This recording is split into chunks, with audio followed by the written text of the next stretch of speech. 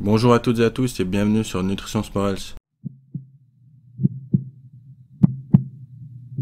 Aujourd'hui pour ce podcast, je suis une nouvelle fois accompagné du docteur Anthony Fardet, chercheur en alimentation préventive et holistique, pour aborder son nouvel ouvrage Pourquoi tout compliqué, bien manger est si simple, aux éditions Thierry Soucard.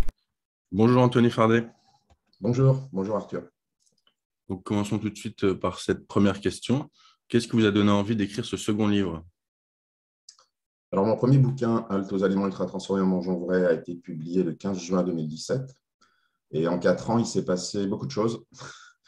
Donc, déjà, le concept d'aliments ultra transformés est devenu un vrai sujet de société en France et dans le monde entier aussi. C'est de plus en plus de chercheurs travaillent là-dessus, vraiment dans le monde entier. Aujourd'hui, on a presque 600 articles qui utilisent le concept, plus de 70 études épidémiologiques.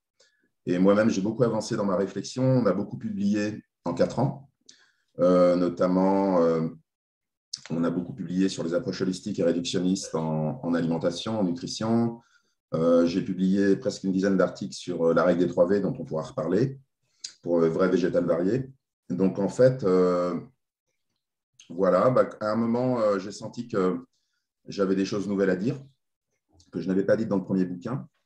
Et notamment, dans le premier bouquin, on va dire que j'ai plutôt ouvert des portes. Et dans ce deuxième bouquin, j'approfondis les portes ouvertes.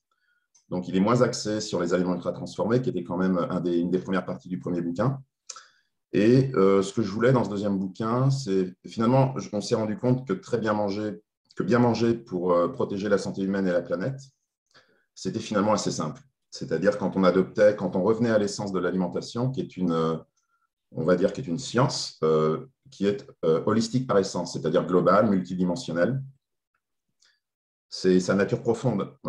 L'alimentation implique évidemment la santé humaine, mais aussi le plaisir, le partage, pourquoi pas de la philosophie, même de la religion, puisque l'alimentation est très liée à certaines religions avec des interdits, le végétarianisme. Ça implique le social, l'économie, la protection de l'environnement, le bien-être animal. Donc, on a finalement une discipline qui est multidimensionnelle. Et alors qu'il est finalement très simple de bien manger pour soi et la planète, je voulais comprendre pourquoi on en était arrivé à un tel niveau de confusion. Et donc, ces réflexions que j'ai abordées dans le premier bouquin m'ont amené évidemment à découvrir. Alors, ça a commencé en 2011 et c'est vraiment en 2013-2014 que j'ai découvert 2 bouquins qui sont parus à peu près à la même époque, qui est Nutritionism de Georgis Krinis, que je cite aussi dans le premier bouquin, qui a fait une analyse très, très profonde et la plus pertinente que je connaisse sur l'impact de cette approche réductionniste, c'est-à-dire nutricentrée, c'est-à-dire focalisée sur les nutriments de l'aliment, de 1850 à nos jours, et qui est la meilleure analyse qui permet de comprendre la confusion actuelle. Et donc, pour, pour contrecarrer cette confusion, si vous voulez, j'ai compris, entre guillemets, qu'il fallait revenir à l'essence de l'alimentation, c'est-à-dire revenir à des choses simples.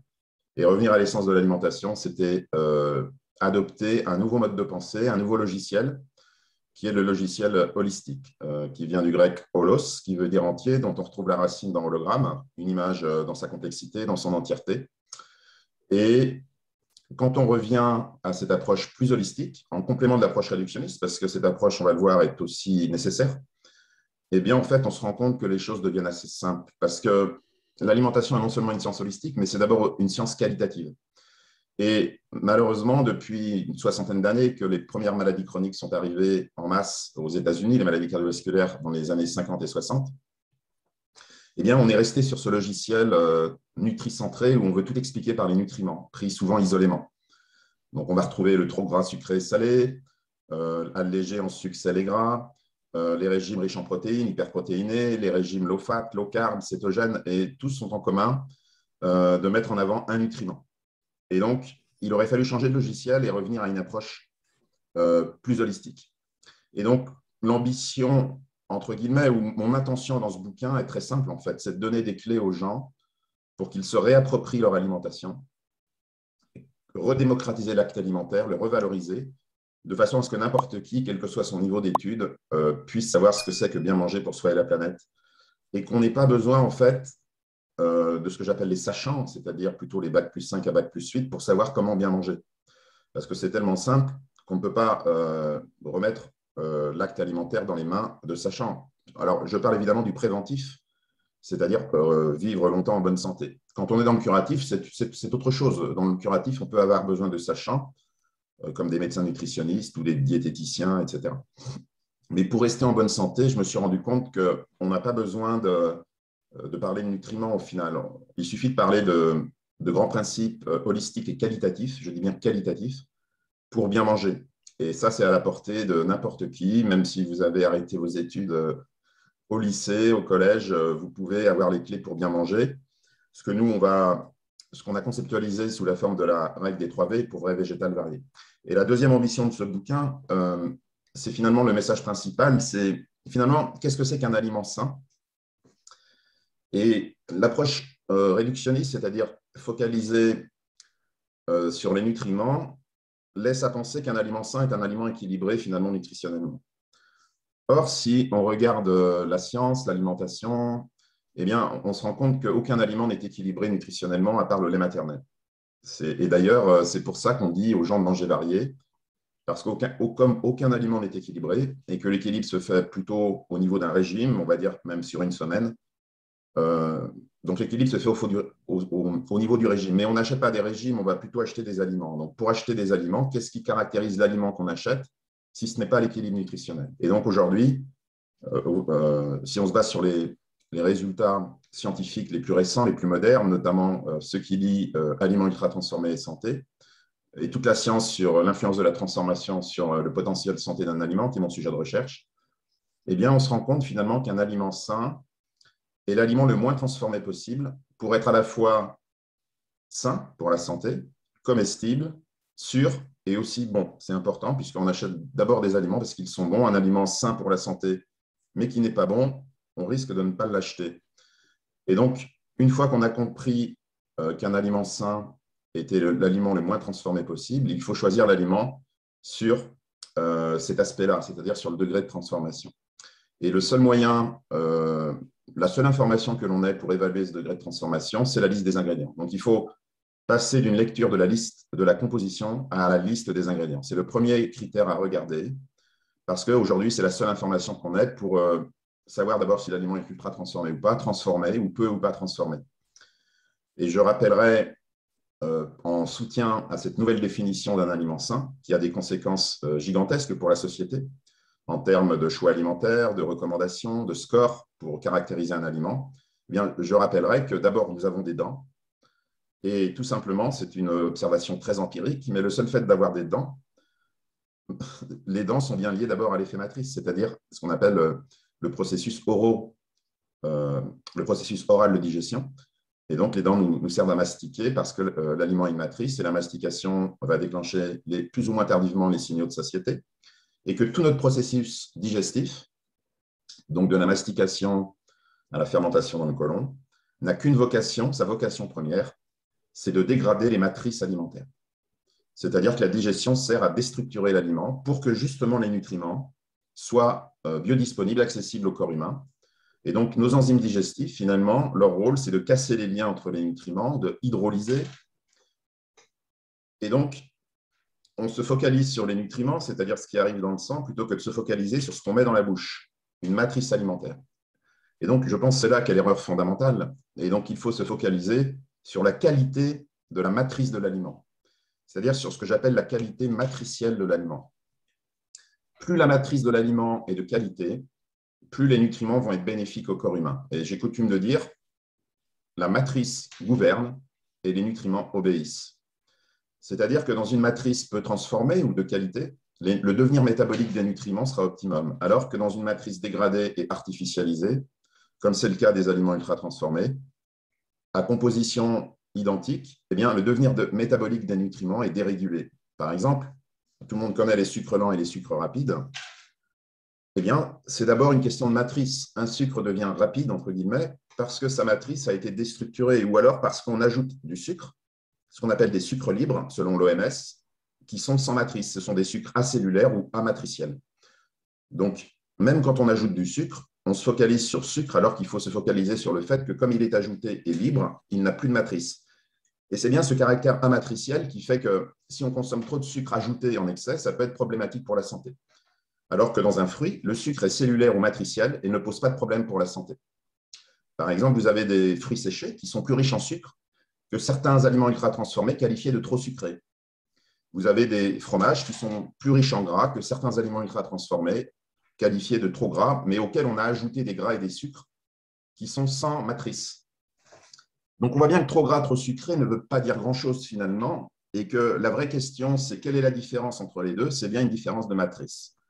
Et donc, on se focalise, on va dire, sur les nutriments, sur les effets, au lieu de regarder la cause.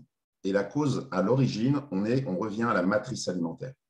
Et donc, c'est ainsi qu'on a des études épidémiologiques qui montrent que les consommateurs réguliers de fruits sont soit à risque réduit ou non à risque de diabète de type 2, alors que ceux qui vont consommer des sucres ajoutés en excès sont à risque augmenté. Et la différence au départ, primaire, c'est que dans un cas, on a des sucres matriciels et dans l'autre, des sucres sans matrice.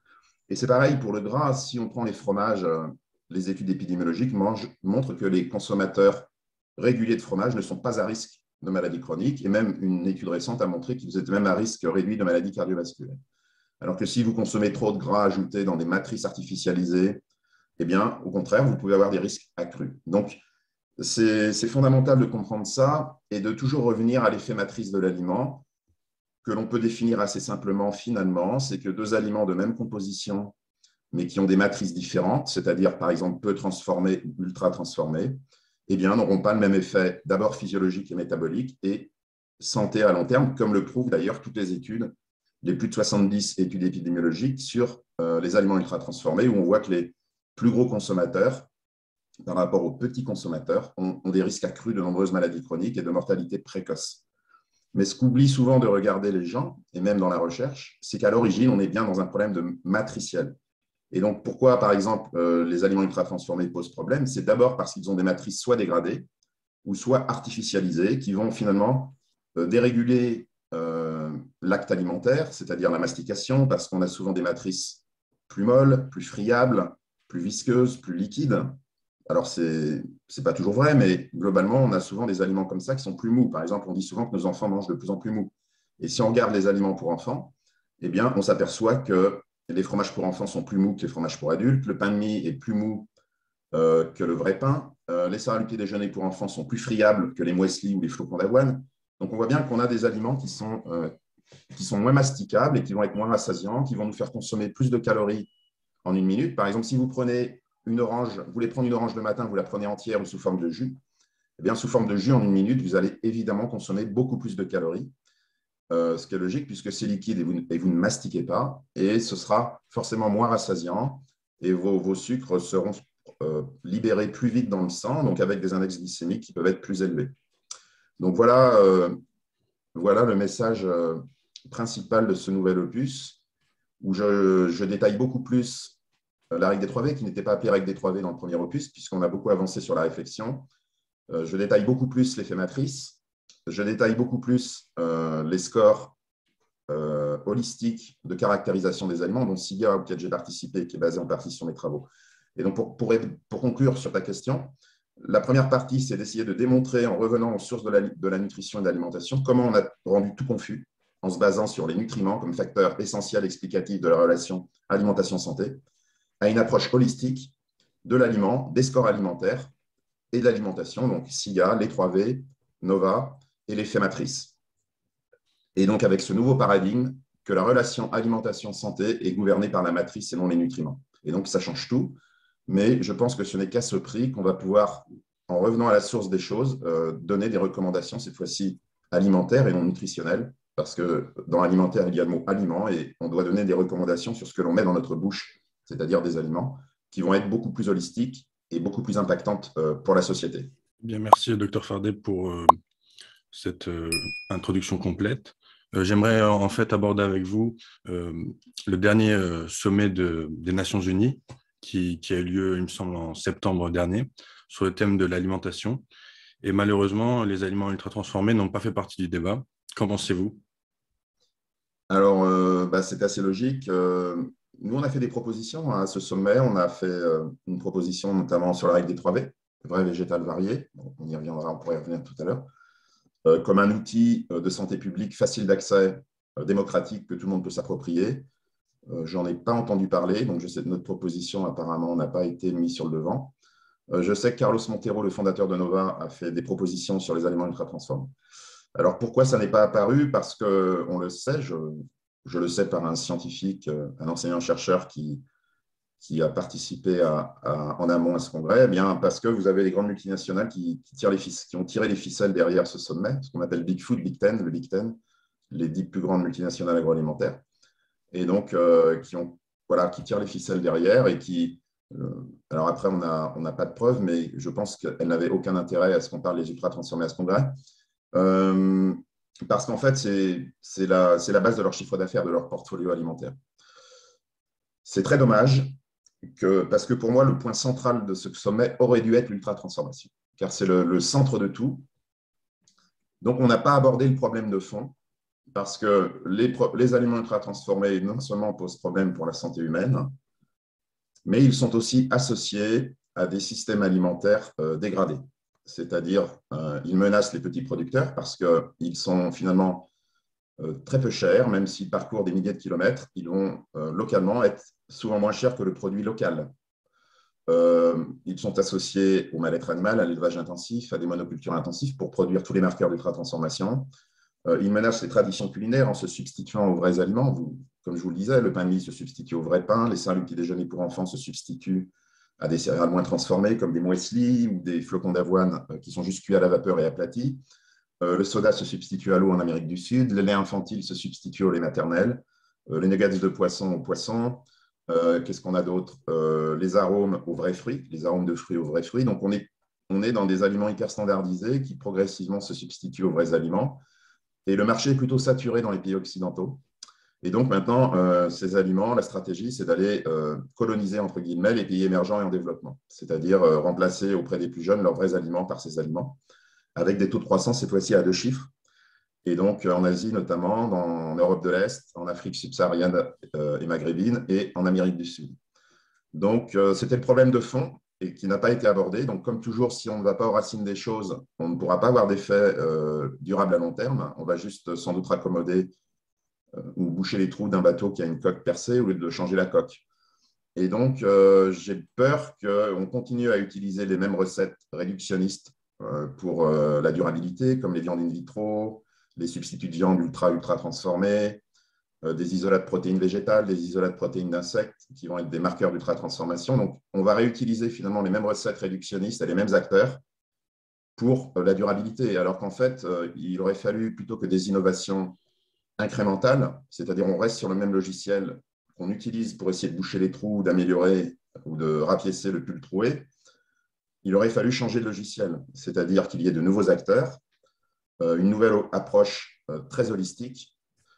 Et je n'ai pas eu le sentiment que c'est quand même ce qui émergeait de manière très forte. Après, voilà, j'en sais pas plus parce que je n'ai pas pu assister à tout, mais d'après ce que j'ai pu assister, voilà, le problème de fond n'a malheureusement pas été abordé et les ultra-transformés ont été plus ou moins rejetés sur la base d'un article de critique de l'ultra-transformation et de la classification Nova, écrit par un chercheur qui est en conflit d'intérêts avec les multinationales, et un article qui est rempli d'imprécisions et de choses fausses et qui a été d'ailleurs contrecarré par Carlos Montero quelques mois plus tard dans un autre article scientifique pour expliquer toutes les erreurs de cet article, les mauvaises références choisies. Mais malheureusement, cet article, qui est publié sans que les auteurs déclarent leur conflit d'intérêts, eh bien, il reste et il est repris par tout le monde, alors qu'en fait, on ne se base que sur un article pour rejeter le concept d'aliments ultra-transformés. Donc, c'est bien triste quand on voit qu'il y a aujourd'hui près de 600 articles qui utilisent le concept, des chercheurs du monde entier, et je le répète, on est à plus de 70 études épidémiologiques, alors certes de qualité variable, évidemment, puisque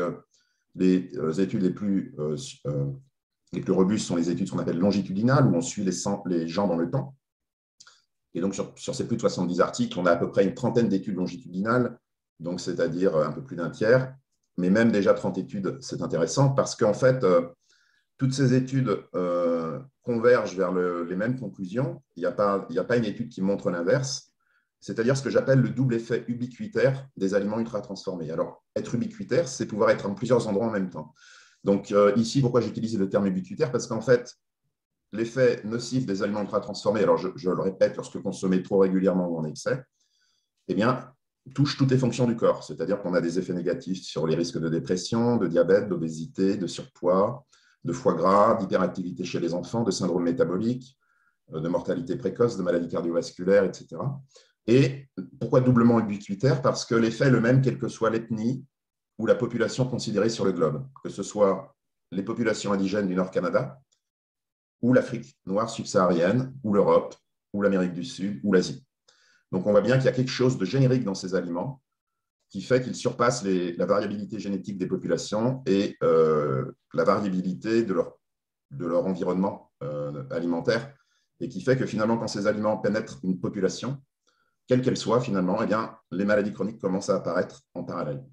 Et donc effectivement, pour conclure sur ta question, le problème de fond n'a pas été abordé, un peu comme à la COP26, et tant que les problèmes de fond ne sont pas abordés, ben, on va continuer à toujours utiliser le même logiciel que je qualifie d'ultra-réductionniste pour boucher les trous avec des solutions incrémentales, alors qu'on a besoin de solutions de rupture avec un nouveau logiciel, le logiciel holistique. Donc, comme on vient de le voir, au niveau international, ça semble un petit peu bouché.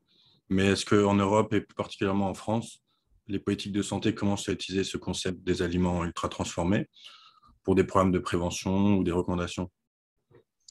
Oui, alors c'est une question importante. Alors, on va rappeler d'abord que le guide brésilien alimentaire de 2014 est le premier au monde à avoir fait des recommandations sur la base de la classification NOVA selon le degré de transformation. Alors, ce guide a évidemment subi de nombreuses attaques au Brésil même, hein. En tout cas, c'était le premier en 2014. Ensuite, il y a eu d'autres pays qui s'y sont mis. Il y a eu le Canada qui le cite, notamment sous l'impulsion de Jean-Claude Moubarak, qui est un enseignant-chercheur canadien et qui a participé à l'élaboration de la classification NOVA, l'Uruguay, le Pérou et Israël. Israël a introduit fortement le concept d'ultra-transformé. Donc, c'est quand même la preuve que ça bouge parce que le concept est récent, donc en si peu de temps, c'est déjà très encourageant. En France, on a eu la recommandation transversale qui est sans doute passée un peu inaperçue parce qu'elle n'est pas très, très mise en avant, mais qui existe, qui a le mérite d'exister. D'abord, qui a été publiée par le Haut Conseil de santé publique en 2000. C'était vraiment avant le nouveau PNNS. La période, je crois que c'est 2019-2023. Donc, elle est apparue en 2018, je crois, par le Haut Conseil de santé publique et ensuite dans le PNNS. Et cette recommandation était de réduire de moins 20% les aliments ultra transformés en termes de consommation à l'horizon 2021, mais on a déjà dépassé, donc on va dire 2023. Alors, c'est bien, sauf que d'abord, ce n'est pas précisé en calories ou en poids. Donc, c'est peut-être un peu compliqué pour les gens au quotidien de savoir ce que ça veut dire moins 20%. Alors, en tout cas, moi, ce chiffre me convient pour deux raisons. D'abord, parce qu'en France, on consomme 35% de calories par jour. Le chiffre est robuste. On a 3 études scientifiques qui convergent vers ce chiffre. Et je recommande, alors entre guillemets, disons que je propose, moi, de ne pas dépasser 15% par jour sur la base des premières études publiées sur obésité, surpoids et aliments ultra transformés, c'est-à-dire 1 à 2 produits par jour maximum. Donc, 35 pour arriver à 15, on a bien moins 20%. Mais je ne sais pas si ça vient de là, puisque apparemment les gens n'ont pas été consultés. Mais bon, c'est positif. Mais j'aurais préféré qu'on donne un… Parce que comme les gens ne mangent pas que des calculettes, qu'on donne une recommandation en termes de portions. Et donc, 15%, c'est de ne pas dépasser 2 produits ultra transformés par jour. C'est peut-être plus parlant, mais c'est encourageant. Par contre, il y a une absence de hiérarchie dans les recommandations françaises. C'est-à-dire, on ne sait pas par quoi commencer pour choisir ces aliments, parce qu'il y a aussi le Nutri-Score. Mais comme 57% des aliments industriels Nutri-Score AB sont ultra transformés et que le Nutri-Score est mis là et qu'on ne donne pas la hiérarchie, ça crée de la confusion parce que le Nutri-Score s'oppose à cette recommandation des moins 20%. Puisque finalement, plus d'un aliment sur 2 Nutri-Score AB industriel est ultra transformé et on dit de réduire les ultra transformés. Donc, vous voyez que ça se contredit. C'est le problème des scores de composition qui sont ultra-réductionnistes et qui souvent entrent en conflit avec les autres recommandations plus holistiques et plus globales. Réduire de moins 20% les ultra-transformés peut être considéré comme quelque chose d'assez holistique, mais le Nutri-Score vient finalement rentrer en contradiction avec cette recommandation.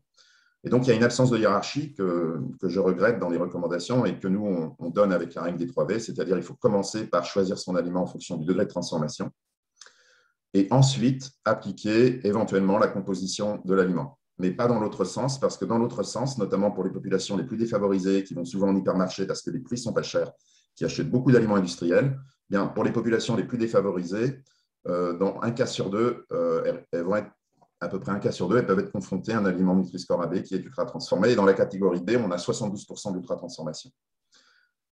Ce que je dirais aussi, c'est que j'aimerais aussi qu'à l'avenir, on puisse remplacer PNNS par PNAS, c'est-à-dire Programme national nutrition santé, par Programme national alimentation santé, car je pense qu'il faut mettre l'accent sur aliments. Je le répète, on mange des aliments, on ne mange pas des nutriments. Alors, certains vont dire, si, vous mangez des nutriments. Oui, évidemment, on mange des nutriments, mais on mange d'abord des matrices complexes alimentaires qu'on met dans sa bouche. Et les nutriments n'interviennent qu'une fois qu'ils sont libérés de la matrice alimentaire dans le tube digestif pour être métabolisés par le foie ou par le sang, etc. Et ce que j'aimerais aussi, en plus, et qu'on doit, voilà, pour l'instant, on n'y est pas encore, je ne connais pas trop dans les autres pays, mais ce qu'il faudrait, c'est interdire les publicités aux enfants pour les aliments ultra transformés. Une étude de l'IFC Que Choisir menée fin 2019 a montré que sur toutes les publicités alimentaires à la télé, 19% étaient strictement à destination des enfants. Et dans ces 19%, on a quasiment que des ultra transformés. C'est-à-dire que finalement, on a assez peu de publicité pour des vrais aliments. Vous ne verrez pas des publicités pour les pommes, pour les fruits, etc. Et puis, je pense qu'il faudrait que l'éducation à l'alimentation, mais holistique, c'est-à-dire globale et multidimensionnelle, entre dans le tronc commun. Je sais que ce n'est pas évident, que beaucoup de gens en parlent avant moi et beaucoup d'autres l'ont fait avant moi. Donc, j'apporte ma pierre à l'édifice et je pense que ce serait très important, au même titre que, si vous voulez, bien compter, la lecture, l'histoire, la géographie. Parce qu'aujourd'hui, c'est une éducation transversale, au même titre que l'éducation au civisme, à la sexualité, à l'éthique. Mais ce sont des éducations transversales, finalement, qui n'ont pas de contrôle réellement académique, c'est-à-dire que chaque enseignant fait comme il peut avec ce qu'il a. Il fait intervenir des intervenants de l'extérieur, parfois, pour éduquer à l'alimentation. J'ai été sollicité à plusieurs reprises à ce titre, avec le risque aussi de faire intervenir des gens qui ont des conflits d'intérêts ou des lobbies dans les classes et qui vont donner des messages nutritionnels erronés qui cachent des intérêts privés. Donc, voilà ce qu'on peut dire. En Europe, pour l'instant, on est loin du compte, évidemment, mais le concept est récent, donc il faut aussi laisser le temps au temps. Et c'est vrai que d'introduire le concept d'aliments ultra transformés dans les recommandations est beaucoup plus impactant, mais il entraîne beaucoup plus de résistance parce que, si vous voulez, c'est plus difficile pour un industriel de faire un aliment moins transformé que de reformuler un aliment ultra transformé avec les scores de composition comme le Nutri-Score. Donc, si vous voulez, la tâche est beaucoup plus rude. Et donc, voilà, on en est là. Les scores de composition font malheureusement le jeu de l'ultra-transformation parce qu'il suffit de reformuler l'aliment, d'enlever un petit peu de poudre de perlimpinpin, d'en rajouter, voire de rajouter des marqueurs d'ultra-transformation pour compenser les diminutions en sel, sucre et gras, mais souvent par des additifs, des modificateurs de goût, des édulcorants ou des isolats de protéines ou de fibres pour améliorer la note. Et donc, en fait, on se retrouve avec parfois un aliment qui est encore plus ultra transformé que l'aliment de départ, comme c'est le cas, par exemple, des sodas light, qui sont plus ultra transformés que les sodas réguliers, regular soda, comme disent les anglo-saxons, ou soda normal, parce que pour arriver à un soda light, il faut mettre un peu plus d'additifs que dans le soda de départ. Donc, le problème de cette approche nutricentrée et réductionniste, on voit que les conséquences qu'elle entraîne ne sont pas bénéfiques à la société et qu'on a urgemment besoin d'une approche holistique. Mais le problème de l'approche holistique au niveau des décideurs, c'est moins rentable et ça s'inscrit beaucoup plus dans le long terme, alors qu'avec l'approche nutricentrée ou réductionniste, c'est beaucoup plus rentable et ça s'inscrit dans le court terme. Mais malheureusement, ça n'apportera pas de solution à long terme parce que si je vous dis de manger moins sucré, vous n'allez pas impacter le bien-être animal et la santé globale et planétaire. Alors par contre, si je vous dis de manger moins transformé et de réduire les ultra-transformés, vous avez indirectement un réel impact sur la planète et votre santé. Donc tout l'enjeu finalement que je porte dans ce second bouquin, c'est approche holistique et réductionniste. Donc on a urgemment besoin de rebasculer d'abord dans une approche holistique et d'utiliser l'approche réductionniste, pourquoi pas, évidemment elle est utile, mais il faut qu'elle s'inscrive dans une pensée globale pour qu'elle soit vertueuse. Or, aujourd'hui, ce qui s'est passé, c'est que le réductionnisme, à force de déconstruire les systèmes ou l'aliment, s'est déconnecté de l'aliment, ce que j'appelle moi l'ultra-réductionnisme, et amenant à créer ce qu'on appelle des aliments virtuels, les faux aliments ultra-transformés, c'est-à-dire des aliments qui n'existent même plus dans la nature. Pourquoi? Parce que l'ultra-réductionnisme nous a connectés de la nature et nous a déconnectés de l'aliment. Et donc, en fait, le vrai problème de fond, c'est l'approche que moi je qualifie d'holistico-réductionniste, c'est-à-dire qui combine l'holisme avec un réductionnisme vertueux, versus l'ultra-réductionnisme, qui est un réductionnisme non vertueux qui s'est déconnecté de la réalité. Donc, le fond du problème, il est là. Alors, ça peut paraître du jargon philosophique, mais c'est pourtant bien le fond du problème. Et c'est ce que j'ai voulu analyser de manière plus approfondie dans ce second bouquin. Et justement, au regard de ces différentes crises que l'on connaît actuellement, donc crise climatique, sanitaire, économique, pensez-vous que notre système alimentaire doit se réinventer? Alors oui, la réponse est oui, un gros oui. Aujourd'hui, si vous voulez, l'agriculteur, au départ, est un fournisseur de nutriments à la population. Alors, il faut que je revienne à la règle des 3V, vrai, végétal, varié. Donc, si vous voulez, là, on a progressé dans l'analyse. Déjà, dans notre analyse, ça n'était pas porté dans le premier bouquin, c'est qu'on a découvert qu'il y avait une hiérarchie dans ces 3 règles. C'est-à-dire qu'il faut aller dans le sens vrai, végétal, varié. Vrai, pourquoi? Parce que vrai, c'est le degré de transformation, c'est-à-dire le transformateur qui était le chaînon manquant, c'est-à-dire la dimension qui manquait pour arriver à des choses simples et non contradictoires. Et le vrai s'adresse à l'effet matrice de l'aliment. Et comme je le disais, la matrice de l'aliment gouverne le devenir métabolique des nutriments. Donc, c'est le plus important pour choisir son aliment. Une fois que vous avez séparé les vrais des faux aliments, ce qui a déjà un impact énorme pour la planète, c'est déjà énorme, ce seul choix binaire, eh bien, vous pouvez appliquer le végétal et ensuite le varié. C'est-à-dire qu'au sein des vrais aliments, vous appliquez végétal, c'est-à-dire vous réduisez les produits animaux et vous allez vers des produits animaux en moins grande quantité, mais de meilleure qualité. C'est du flexitarisme, avec 0% d'intensif, hein, c'est-à-dire que des produits animaux en extensif. Donc, vous réduisez les calories animales de mauvaise qualité et vous les remplacez par des calories végétales de bonne qualité. Et ensuite, une fois que vous avez appliqué le végétal, eh bien, vous variez les vrais produits animaux et les vrais produits végétaux. Donc, cette hiérarchie est fondamentale et nous ne l'avions pas découverte il y a 4 ans et demi. Donc, ça, c'est très important. Donc, on pense, nous, que ce logiciel vrai végétal varié, avec le végétal et le varié qui apportent les nutriments, c'est-à-dire la diversité des nutriments, les produits animaux, végétaux et de variés, c'est bien pour varier au maximum les nutriments, micronutriments, fibres, antioxydants, minéraux, vitamines, oligoéléments. Mais derrière, s'il n'y a pas le vrai et qu'on a le faux ou l'ultra transformé, vous pouvez bien produire du bio, du végétal de qualité, etc. Mais si derrière, vous nivelez tout par le bas, finalement, il y a assez peu de bénéfices. Donc, si vous végétalisez l'assiette, mais que vous la végétalisez avec de la chimie comestible ultra transformée, le bénéfice pour la santé et pour la planète n'y est pas. Alors, il y aura un bénéfice pour le bien-être animal, sans doute, si vous consommez moins de produits animaux, ça c'est évident. Donc, il reste cette valeur ajoutée, mais ce n'est pas l'optimum pour la planète et la santé. Notamment, l'équipe de Montero au Brésil a publié un article il y a un mois sur l'augmentation sur l'évolution de la consommation du régime alimentaire brésilien sur ces 20-30 dernières années, en appliquant le degré de transformation. Ils se sont rendus compte que l'augmentation de la consommation d'aliments ultra transformés contribuait à augmenter les gaz à effet de serre à travers ces aliments. Donc,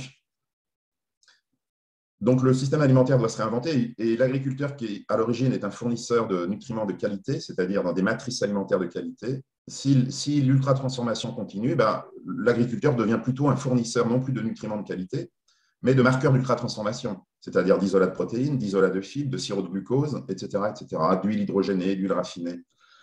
Et donc, le système alimentaire doit se réinventer, on doit revaloriser le rôle de l'éleveur ou de l'agriculteur, qui normalement devrait être celui qui contrôle la valeur de la chaîne alimentaire. Or, aujourd'hui, ceux qui ont coopté la valeur de la chaîne agroalimentaire, c'est plutôt le transformateur et la grande distribution, au détriment de l'aval, c'est-à-dire la santé du consommateur, avec trop de produits animaux de mauvaise qualité et de produits ultra transformés, et au détriment de l'amont, c'est-à-dire l'agriculteur et l'éleveur qui vivent dans des conditions difficiles, qui ont des fois du mal à joindre les deux bouts, avec aussi des taux de suicide importants dans cette profession.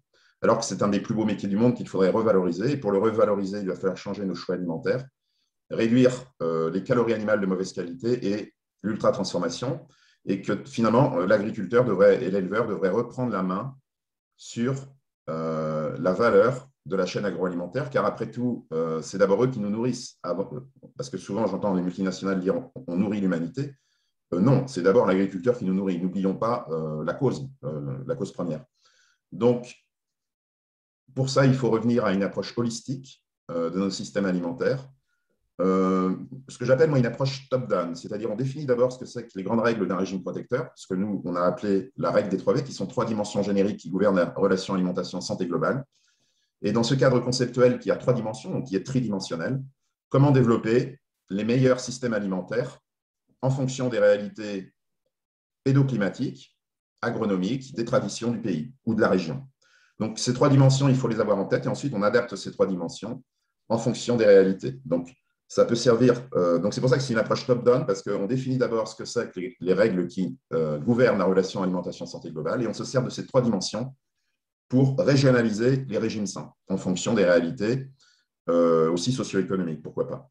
Parce qu'évidemment, dans des déserts, de neige ou de sable, comme l'Égypte ou les pays scandinaves, voilà, on ne peut pas décliner la règle des 3V pareil dans ces pays-là que dans un pays qui a les moyens de produire tout ce qu'il faut pour adhérer à la règle des 3V. Parce que si vous voulez, le système alimentaire qui correspond le mieux à la règle des 3V, c'est le système de polyculture élevage de taille moyenne, élevage extensif.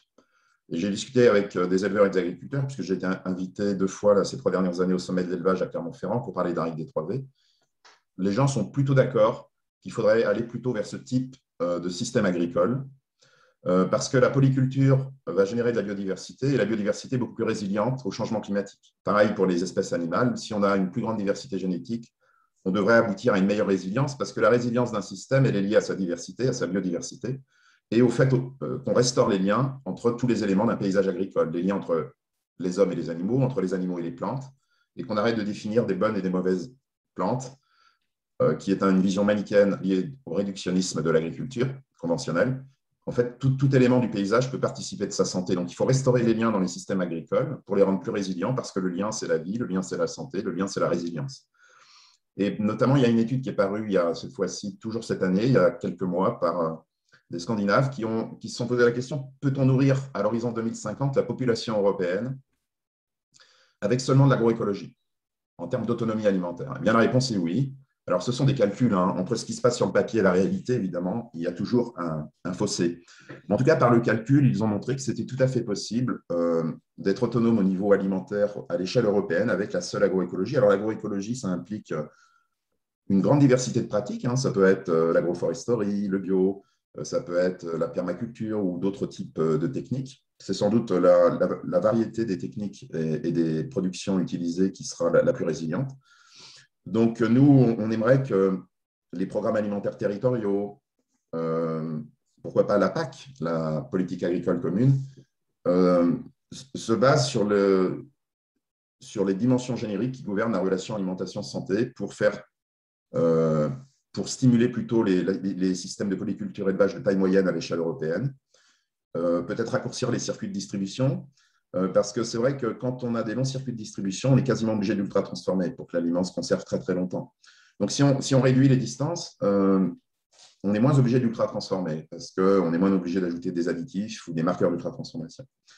Donc voilà comment je pense que le système alimentaire doit se réinventer pour conclure, c'est-à-dire favoriser les exploitations de taille moyenne qui vont pouvoir fournir à la population un régime flexitarien et que les industriels arrêtent d'ultra-transformer tous les aliments comme ils le font avec le végétal, le bio, et est un mode de pensée où on va essayer de préserver au maximum la qualité matricielle des aliments fournis par les agriculteurs et les éleveurs.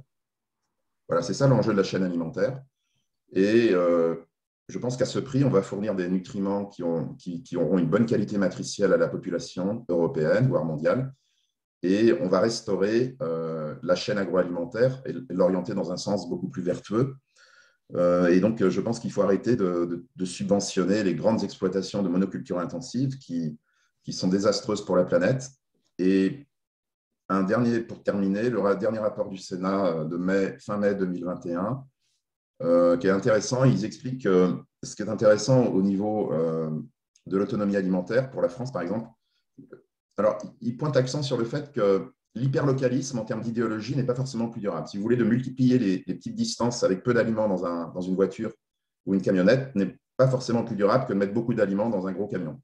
Donc, ce qu'ils disent, et c'est intéressant, c'est pour ouvrir la réflexion et le débat scientifique, c'est qu'il faut plutôt d'abord rechercher l'autonomie alimentaire à l'échelle de la nation et essayer de réduire au maximum ce qu'ils appellent les importations de déforestation, c'est-à-dire l'huile de palme, le soja, etc., qui ont des conséquences désastreuses pour la planète.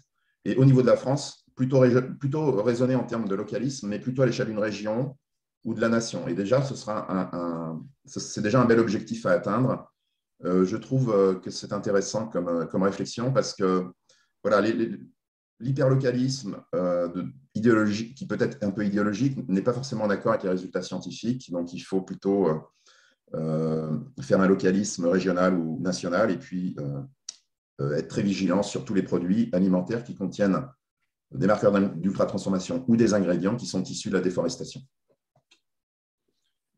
Eh bien, merci pour cette interview. Juste avant de partir, est-ce que vous pouvez nous rappeler où retrouver votre ouvrage?